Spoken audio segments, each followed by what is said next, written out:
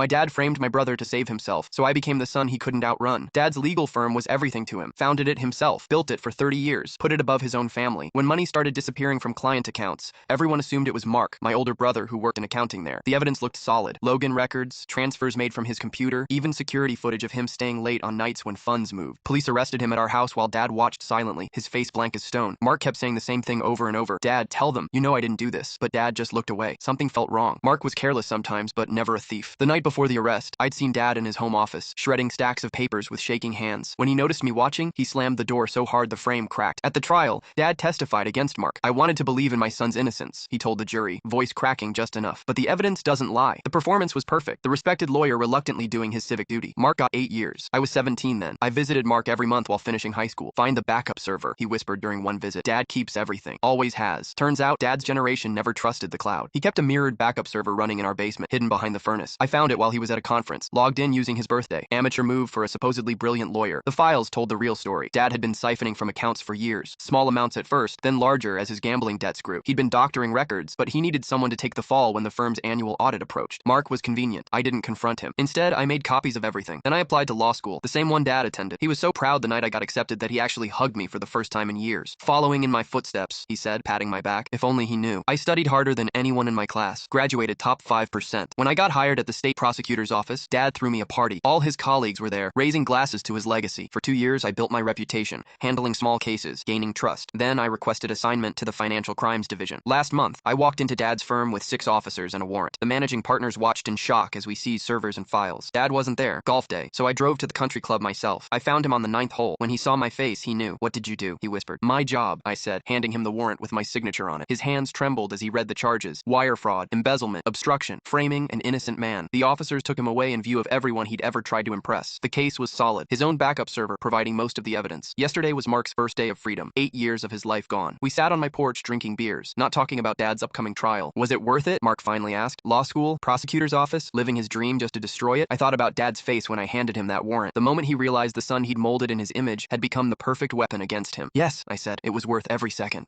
What happened at a wedding that made you realize it was doomed from the start? My brother's wedding seemed picture perfect. Beautiful venue, perfect weather, and a bride who our parents adored. Ryan and Megan had dated for 3 years, but something always felt off. The red flags were subtle. She'd text constantly when her cousin visited, she'd get defensive when asked about her family history, and she'd make uncomfortable comments about Ryan's family wealth. But Ryan was 34 and ready to settle down, so he ignored it all. During the reception, I went to grab Ryan's gift from my car. Walking back through the garden, I overheard Megan behind the hedges. Just 8 more months until his trust fund vests, she whispered. Then we're free, Jasper. Her cousin Jasper replied, 5 years of planning finally paying off. I didn't cause a scene. I waited for the father-daughter dance to end, then told Ryan everything. His face showed only resignation. He returned to the reception, took the microphone and said, the Bali honeymoon is non-refundable. Megan, I think you and Jasper will enjoy it more than we would. The room went silent. Megan stammered, he's my cousin, don't be ridiculous. Ryan calmly replied, cousins don't usually kiss the way you two did in the garden. He walked out with our family following. No drama, just quiet dignity. We later learned Jasper wasn't related to her at all. They'd been together for years before she even met Ryan. I never knew my dad was dangerous until the day of our special trip. I was 10, and he picked me up from school with a surprise. We were going to Disney World, just me and him. I was so excited, I didn't think twice when he said not to tell Mom. He seemed different that day. Actually nice, buying me ice cream and letting me pick music in the car. But instead of going to the airport, we drove for hours. When I asked about Disney, he just said it was a surprise route. The motels got worse each night. My dad kept changing his phone, and I wasn't allowed to use it. After a week, I noticed we were living in a dirty apartment, and Disney was never mentioned again. I started having nightmares, but I was too scared to tell him I wanted to go home. One morning, while he was sleeping, I snuck to the apartment office to use their phone. I remembered Mom's number by heart. She made me practice it every day. My hands were shaking as I pressed the buttons. But before I could finish dialing, Dad burst in, face red with anger. That's when a maintenance worker saw my dad grabbing my arm. She must have noticed something wrong because minutes later, police cars surrounded the building. Turns out Mom had been searching for weeks. Dad had lost custody, and this was his scary plan to keep me forever. Now I'm back home with Mom, and Dad's in jail. But I'll never forget how a fun Disney trip turned into the scariest month of my life. Sometimes I still wake up thinking I'm back in that dirty apartment. She dumped me with, we'll always be friends though. I replied, absolutely. Weeks later, she found out friendship didn't include rent money, emotional support, or car repairs, especially once I started dating her roommate. The end of our 2-year relationship happened Tuesday night. Amber sat me down on the couch and delivered some recycled nonsense about needing to find herself, how she felt creatively stifled, how the relationship didn't inspire her anymore. Her tone was fake soft, but her eyes were already somewhere else, probably with that guy from her painting class who wore scarves in July. Then she hit me with it. We'll always be friends though. I didn't flinch. I smiled. Absolutely. She lit up like she'd pulled off the smoothest breakup in history. Freedom unlocked, safety net secured, no more commitment, but hey, still access to Jake when whenever her car made a weird noise or she needed help setting up her IKEA bookshelves. She had no clue I was done playing utility boyfriend. As your friend, I said, standing up, you should start looking for someone to take over my half of the rent. I'll be out by the weekend. That wiped the smirk right off her face. What? You're moving out? Yeah, you dumped your boyfriend, not your roommate? That's not how this works. You can't just leave. I don't have anyone lined up. I can't afford this place alone. I'll pay my half for the rest of the month, I said, grabbing my keys. After that, either get someone new or split the lease break fee. I'm cool with either. She stared at me like I just told her rent was now paid in blood. You're seriously just going to abandon me? I shrugged. We're friends now, right? Friends don't live together unless they split the bills. Right on cue, Maya walked in, our roommate. She worked crazy hours as a vet tech and avoided Amber's drama like it was airborne. She took one look at the living room. Amber pointed. He's leaving me. Just like that, Maya looked at me, then Amber. You dumped him. This isn't complicated, and walked to her room. Amber followed me around all night after that, pulling out every trick in the book. Crying, guilt trips, fake nostalgia. You're really throwing away everything? As your friend, I said, taping up a box. I support your journey. Once I moved out, she started stress calling. First, it was the electricity. Jake, the power's out. You need to come fix it. Did you check the breaker box? I'm not touching that. It looks dangerous. Then call emergency maintenance. That costs money. As your friend, I think your safety is worth the fee. Click. Then came her car making a weird noise. Sounds like you need a mechanic. Can't you just come look at it? I don't live there anymore. You're really not going to help me? I'm your friend, not your boyfriend. Call AAA. And just like that, the reality of her new status started sinking in. I didn't say no. I just never said yes. Meanwhile, Maya and I started texting. It started casual. Then Buster, her dog, got sick. Needed the emergency vet. She didn't have a car. Amber was off somewhere, finding herself. I'll drive, I texted. 4 hours in the waiting room turned into talking about everything. Law school, car restoration, dumb Amber stories. She had the kind of dry humor that catches you off guard and makes you laugh harder than you should. I liked her a lot. We kept hanging out. I fixed her car. She made dinner. It wasn't serious until it was. No fireworks, just the kind of steady, easy vibe I never had with Amber. 2 months later, Amber finally found a new roommate. Some kid fresh out of college who needed a room and had no idea what he was walking into. I had to go sign the lease transfer. Maya came with me. We had dinner plans after. Amber was playing hostess in the living room, loud and fake happy. I signed the last paper. Maya stood next to me. As I handed the pen back, she reached out and slid her fingers through mine. Amber saw it. Her mouth froze mid-sentence. She didn't say anything. Didn't need to. You could feel the temperature drop. She stared at our hands like someone had flipped her world upside down. The guy she dumped, the guy who paid the bills, fixed the car, made the coffee, was gone. And his replacement, the girl who lived next door the whole time, the one she never thought twice about. 6 weeks later, new roommate moved out in the middle of the night. Left a note. I'd rather couch surf. Amber got evicted. Last anyone heard, she was back in her childhood bedroom, working part-time at a bookstore and reposting Instagram quotes about healing. She tried blaming me and Maya for everything. No one listened. Most people didn't even remember we dated. Now Maya and I live together. New house, big yard, 2-car garage. Buster rules the place like he owns it. Maya passed the bar. I'm expanding the shop. We split everything 50-50. Amber said, we'll always be friends. She was right, and that friendship wrecked her whole life. What is the most incredibly clever way a kid has ever won a case? My friend Mike married Sarah, who had a daughter, Emily. He raised her like his own. At 15, she asked to take his last name. The problem? Her biological dad, Greg, had to approve, and Greg, who barely acknowledged her, refused. This is ridiculous, he scoffed. She's my daughter. She keeps my name. So, it went to court. The judge wasn't keen on granting name changes for minors, but agreed to hear the case. Greg sat there, full of confidence. I love my daughter. She's part of my family. Emily's lawyer, Ms. Whitmore, asked about his other kids, their names, ages. My son is 12, my daughter is 10, and Emily? She's 15. So she's your eldest? Greg barely hesitated. Of course. A few more questions. Then Whitmore circled back. Just to confirm, your oldest child is...